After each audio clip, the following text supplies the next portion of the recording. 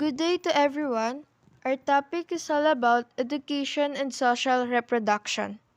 Education and perpetuation of inequalities. Education is a social institution that has pervasive influence in shaping the minds of the younger generation.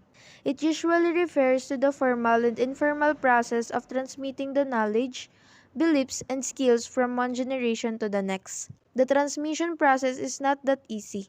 It requires effort to equip the minds of the younger generation with the necessary critical skills. In conclusion, education humanistic goal is to free the members of society from ignorance and false beliefs.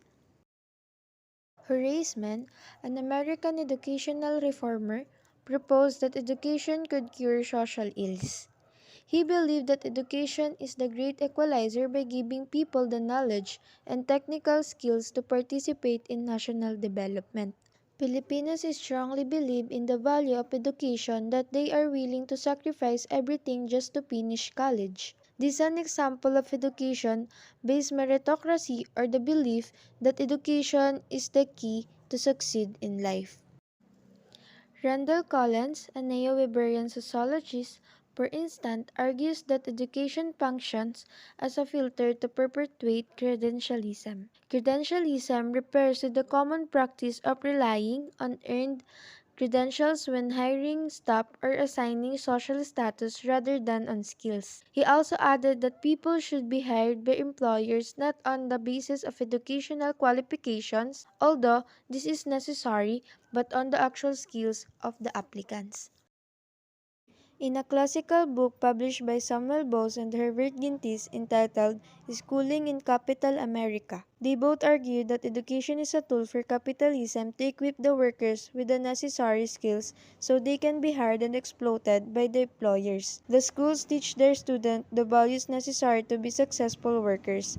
In other words, education reproduces social and economic inequalities along racial, gender, and class division of labor.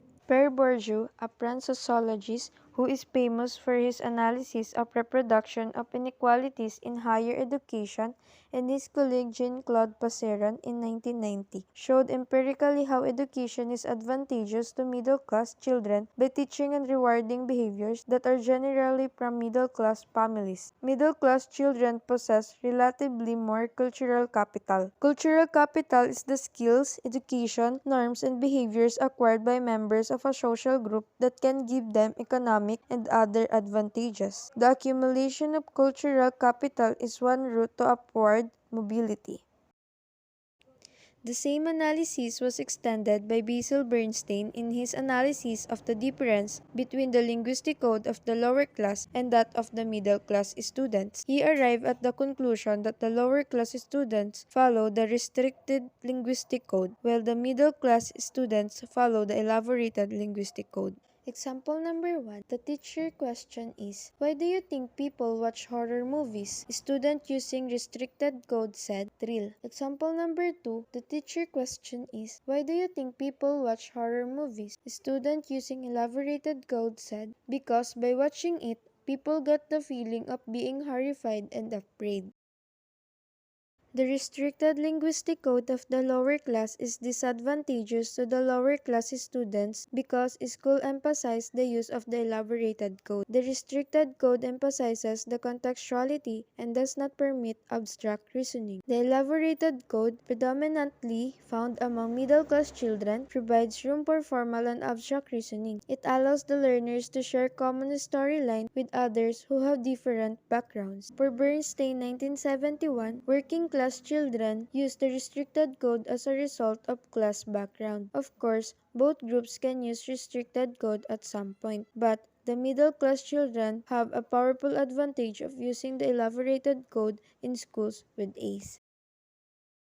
Education and economic development. For social scientists, education is seen as an important determinant of national development. Existing studies confirm this consensus among social scientists. First, education provides basic knowledge and skills that enhance the productivity of labor. Second, education contributes to new innovation that lead to inventions, discoveries, and continuous upgrading technologies. This is very true for the development of knowledge economy. Knowledge economy is made possible through the massive promotion of educational technologies that support the utilization of information. Third, education is an effective instrument to spread and disseminate knowledge among different sectors of society. For children whose parents are not well educated, the effects of social deprivation manifest early in life. Lack of education has an adverse impact on the life course of individuals and their well-being. More importantly, education serves as a human capital for society that produces skilled and learned citizens. Economists in general agree that investment in education can increase economic growth. Educational reforms can provide new knowledge and retooling of existing skills of the people to expand labor productivity. Statistically, earnings rise on educational level and increases in the immediate post-education years, continue at a slower pace and then flatten as individuals approach retirement. Public expenditure on education as percentage of total government expenditure selected years 2007 to 2011. Public expenditure on education as a percentage of GDP selected years 2007 to 2010. The portion of the national budget allocated to education reflects the priorities of governments related to education. Many developing countries still do not live up to the ideal of allocating at least 6% of the gross national product or GNP to education. In the case of the Philippines, the 3.35 trillion pesos budget of 2017, the first to be approved under Duterte's administration, is the highest budget given to an administration. Of this sum, 544.1 billion pesos is allotted to education, which is up by 32% compared to the 2016 budget. Education is not an individual investment. It is the investment of the community. Democratizing higher education through pre-education serves as the primary pivot for enhancing the democratic ethos of a community. Of course, pre-education is not the sole end, nor sufficiency policy to democratize access to public education. The admission policy must also be addressed as well as the accessibility of students based on geographical region. Ultimately, these reforms must be accompanied by the restricting of the basic education so that students who have financial problems can acquire quality education from public schools. Women and education. Education is a right. Everyone has an opportunity to be educated. Yet, women have always been at a disadvantage when it comes to accessing educational opportunities.